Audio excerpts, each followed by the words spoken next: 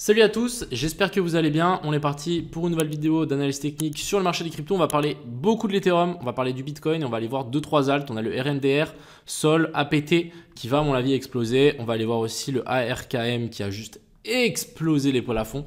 Enfin bref, j'espère que cette vidéo vous plaira. Je vous souhaite à tous un bon visionnage, on est parti. Crypto, million. Crypto, million. Alors, on se retrouve sur le Bitcoin, on est monté jusque vers la zone des 64 000, donc zone assez intéressante. On est juste avant ici le triple tap, donc première tape, déviation, deuxième tape. Donc ça, c'est quelque chose qu'on peut largement se faire rejeter. Deuxièmement, on est toujours dans cette zone de fair value gap ici en weekly. Donc dans 3 jours, on va avoir la clôture weekly. L'objectif, c'est si on veut voir une correction, c'est de clôturer dans la zone de fair value gap et pas au-dessus. Si on clôture au-dessus, on va considérer que cette zone de fair value gap a été traversée et du coup, il y a de fortes chances que la semaine d'après, on vienne faire un pullback dedans et qu'après, on continue et qu'on explose l'ATH. C'est un scénario complètement faisable. Donc personnellement, moi, en tant que trader, clairement en tant que trader et pas forcément en tant que malade mental qui veut que tout monte, on peut s'attendre, j'espère, à une petite correction. L'objectif, ce serait d'essayer de racheter un petit peu plus bas et de venir, pourquoi pas, combler ces zones ici de fair value gap. On a vu énormément de fois dans le marché des cryptos, quand on fait un énorme cave comme ça, je voudrais bien voir ici une tasse séance, ce serait magique et du coup pourquoi pas faire une petite correction un petit peu plus basse. Sachez que si on fait une correction, la correction elle risque d'être lente, un petit peu comme ce qu'on était venu faire ici, ça risque d'être un petit peu ennuyeux. Si on fait ce genre de mouvement là, vous savez ce qui se passe, les alts vont juste exploser étant donné que elles voudront rattraper leur retard. On voit déjà maintenant avec Solana plus 8%. Donc là l'objectif ça va être de regarder le Bitcoin, si on voit qu'on latéralise un petit peu, qu'on commence un petit peu à chuter, qu'on clôture dans cette zone de fair value gap, la semaine prochaine, on risque d'avoir une petite bougie rouge et franchement, ça sera plutôt sain pour le Bitcoin. Si on passe en 1 heure, qu'est-ce qu'on peut y voir? On peut y voir aucune inversion de structure. Donc pour le moment, on est giga bullish. Vous voyez qu'on fait des plus bas toujours plus haut. Alors là, un plus bas, un plus bas, un plus bas. Donc ici, c'est plutôt assez fort. Et vraiment, on descend, on fait des petits bull flags. Donc à mon avis, on peut sans doute venir chercher parfaitement ici la zone des 65 000 qui sont le triple tap, voire même un nouvel ATH. On verra. Mais pour le moment, j'y vois aucune retournement de structure. Donc à mon avis, on peut juste continuer à monter en low time frame. Il n'y a vraiment rien qui nous bloque. Donc c'est même assez flippant, mais c'est excitant. Voilà un peu ce que je voulais vous dire sur le Bitcoin. On va aussi regarder la dominance du BTC qui nous a cassé la zone d'OTE qu'on avait notée là. Donc là, on nous fait une clôture au-dessus de ces derniers plus hauts. Ce qu'on veut, c'est pourquoi pas avoir une continuation de cette dominance du Bitcoin pour venir chercher soit la zone de fair value gap qu'on a, l'ancien plus bas qu'on a là, et bien évidemment la zone des 0,68 qui se situe juste au-dessus vers la zone des 60% de dominance du BTC. Et ensuite, ce qui peut arriver, et j'ai envie de voir un truc comme ça, une giga chute comme ce qu'on avait eu là. Et là, on pourra vraiment parler d'alt season, mais pour le moment, c'est pas le cas. Checkons donc Ethereum contre BTC. Je ne sais pas si vous vous rendez compte de la dinguerie de ce graphique là, mais c'est un truc de fou. En gros, prise de liquidité, on a le boss, retour ici en zone OTE, ensuite on nous refait un cost boss genre juste magique. Et ensuite, on redescend et on vient s'appuyer de nouveau dans cette zone OTE. Donc ça, c'est la zone, la dernière zone. C'est comme ce qu'on avait eu sur le ARKM. On a eu une explosion de 35 R. Donc là, on pourrait largement voir aussi un rebond dans cette zone-là. Sachez que si on rebondit dans cette zone-là, là, l'Ethereum, je vous dis, les gars, c'est du vertical. C'est clairement du vertical. Donc soit le Bitcoin chute vers le bas et on a l'Ethereum qui stagne, soit on a juste l'Ethereum qui va exploser et qui va venir attraper son retard. Moi, j'ai mis un tweet tout à l'heure, j'ai dit que l'Ethereum à 10 000 $, c'était du FUD parce que clairement, je pense clairement qu'on peut aller beaucoup plus haut. Quand on voit une charte pareille et qu'on se dit que en fait, on peut rattraper tout le retard d'Ethereum jusque ici en haut, donc ça veut dire que l'Ethereum pourrait surperformer de 55% le Bitcoin. Je ne sais pas si vous vous imaginez de la dinguerie. Du côté de l'Ethereum, il n'y a pas grand chose à dire à part que on est dans une phase d'explosion vers le haut. Donc là, on a un setup assez intéressant mine de rien. On vient nous clôturer un nouveau plus haut par rapport à cette mèche-là. Pourquoi cette mèche-là est intéressante? Parce qu'en fait, c'est la mèche juste avant la prise de liquidité. Donc finalement, on prend les liquidités du lot et ensuite on nous dit « Ok, frérot, l'Ethereum est toujours haussier. On vient nous faire un petit cos. » Donc ça, on va pouvoir le dire que c'est un petit cos. Et là, l'objectif, ça va être simplement de tirer une zone d'OTE par rapport à ce plus haut et ce plus bas là et se dire « Ok, c'est ici qu'il faudra essayer de trouver un long. » Donc entre la zone des 3300 et la zone des 3230. Ça, c'est la zone dans laquelle on veut vraiment essayer de in pour potentiellement viser plus haut. Du coup, l'Ethereum, à mon avis, je pense que la TH peut même être pété en premier sur l'Ethereum par rapport au Bitcoin. On verra, mais je suis vraiment beaucoup trop bullish sur l'Ether.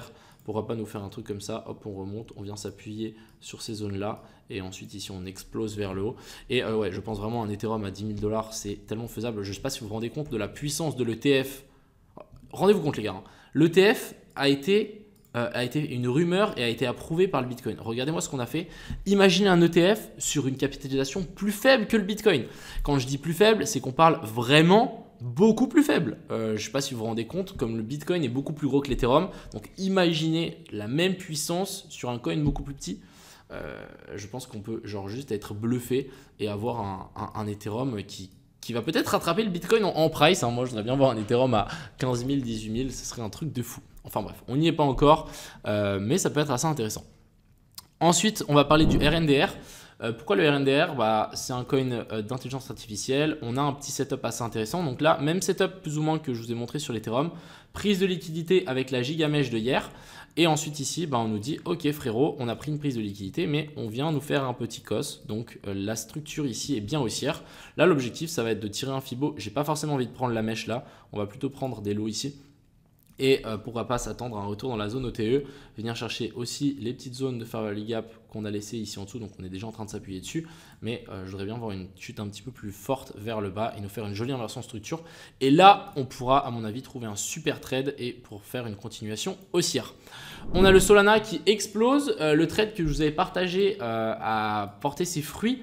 Donc on avait réussi à initier, hein, pour les gens qui s'en souviennent, on avait initié, on avait petite inversion structure.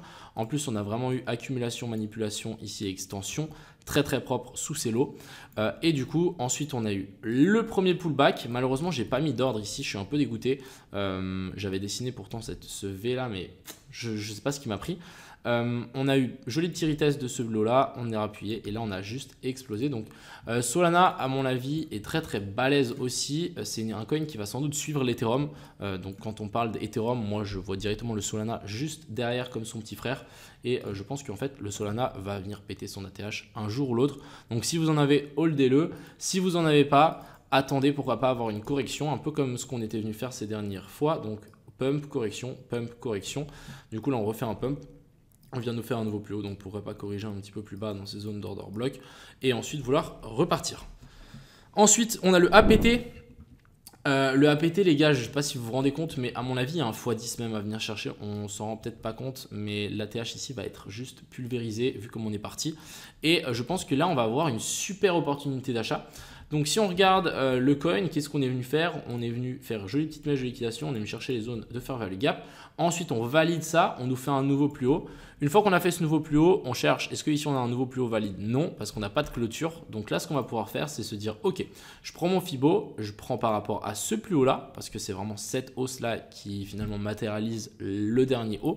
Et maintenant, ce qu'on va faire, c'est qu'on va tirer notre zone OTE dans notre zone OTE et de simplement patienter qu'on revienne dans cette zone là. Et si on revient dans cette zone là, c'est à ce moment là qu'on voudra prendre une position sur le APT et viser à mon avis, je sais pas, 25-30 $ pour le APT. À mon avis, ça peut être excellent. Donc clairement un coin à surveiller. Je pense clairement que c'est un des prochains coins qui va juste être vertical de fou. Donc clairement les gars, surveillez-le et essayez d'en acheter entre la zone des 11.5 et 11.1, c'est pas un conseil d'investissement, bien évidemment. Et on va juste revoir le petit sum que j'ai eu sur le ARKM. Donc le bottom ici était vraiment incroyable et il faut essayer de chercher ce genre de même bottom et essayer de placer ces TP au-dessus des derniers plus hauts. Mais là vraiment on a eu un setup de fou. On va juste continuer peut-être sur le SUI. SUI, on avait aussi un setup assez intéressant, je vous en avais parlé. On avait première zone OTE ici, on avait TP sur ces plus hauts là. Deuxième zone OTE ici, on avait TP sur ces hauts là. Bon, moi j'avais close par là. Et après on a eu l'énorme mèche de liquidation. Donc comment on peut considérer ça comme plutôt bénéfique? Simplement on est venu squeeze tous les stop loss qu'on avait laissés là et c'est même pas suffisant parce que les fundings ne veulent pas descendre. Maintenant ce qu'on veut après un tel squeeze, simplement on veut une clôture au-dessus de ce plus haut là. Dès qu'on aura une clôture au-dessus de ce plus haut là, on pourra se dire ok, la structure finalement elle commence à passer haussière, on attend un petit pullback et ensuite on essaiera de rentrer sur le pullback. Mais tant qu'on n'a pas ça, je pense que ça risque d'être un petit peu compliqué. Et on va finir avec le Blur. Je vous avais dit que ce serait assez intéressant d'investir une fois qu'on passe sous cette ligne-là pour vous faire un petit peu le topo. On a un setup très intéressant. On a une continuation de la structure haussière avec une inversion de structure ici. On était revenu chercher les zones de fair gap avec cette mèche-là. Là, je pense qu'on corrige un petit peu et en théorie, on devrait repartir vers le haut.